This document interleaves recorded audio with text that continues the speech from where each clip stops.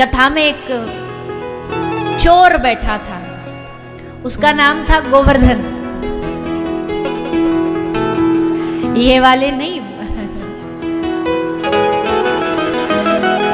तो अभी सुनो आगे पूरी, तब फिर ताली बजाना।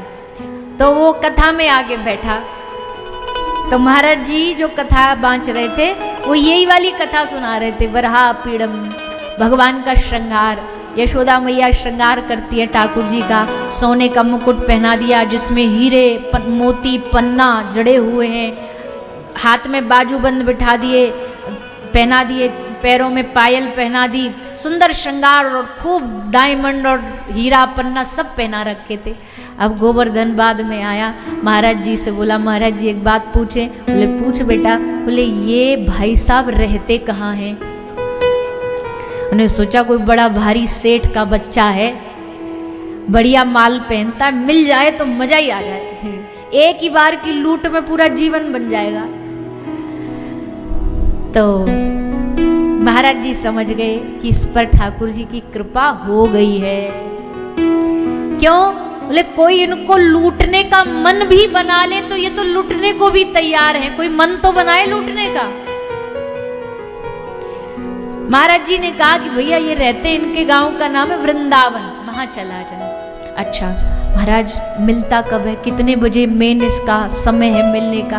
बोले वैसे तो देखो बाहर ही रहता है, पर विशेष को शाम को गैया चरा के घर लौटता है, गोधूली बेला में। अच्छा और हाँ सुन, एक काम और कर, एक चीज बताते हैं, जब कोई भी प्रयास करके वो रीझे ना माने ना, तो अंत में उसको एक बड़ी फेवरेट चीज है उसकी, वो साथ ले जाना, माखन। माखन देख करके पिघल जाएगा।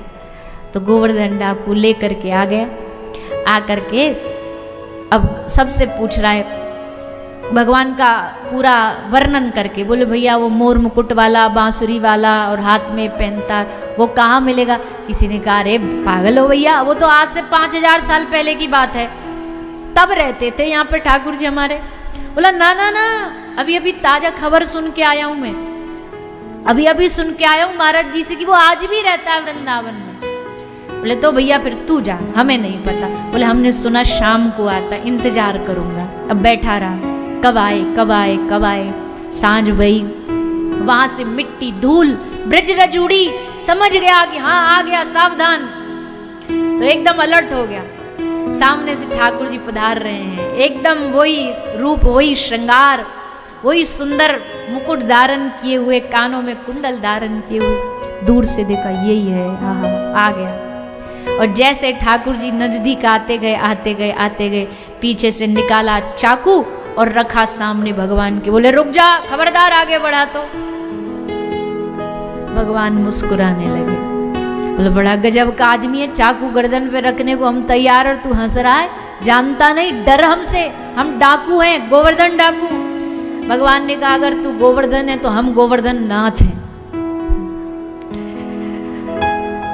उतार सामने। बोले अरे हम तेरी सुनेंगे, हमने दुनिया में काई की ना सुनी, हम तेरी का खाक सुनेंगे।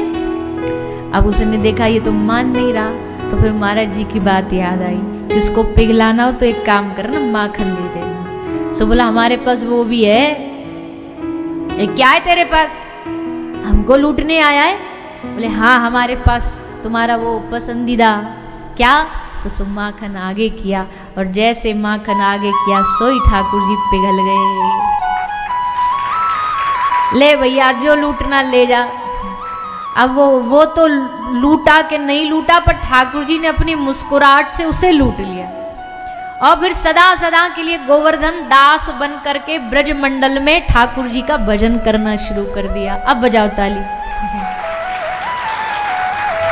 अब वो ब्रज में गोवर्धन दास बन करके ठाकुर जी की उसी शोभा को रोज निहारता। कैसी शोभा? आप सब 2 मिनट भाव से दर्शन करो। ब्रज के ठाकुर जी का रूप कैसा है?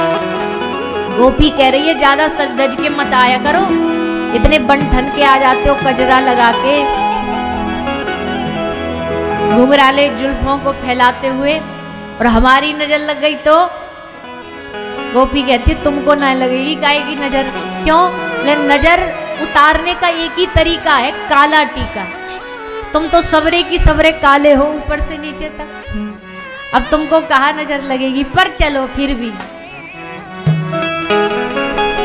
हे श्याम सुंदर, नेक संभल के आया करो, अपने श्रृंगार को ने थोड़ा सो छुपा के आया करो। हमारी डायरेक्ट नजर पड़ती है तो नजर लगने का खतरा रहता है।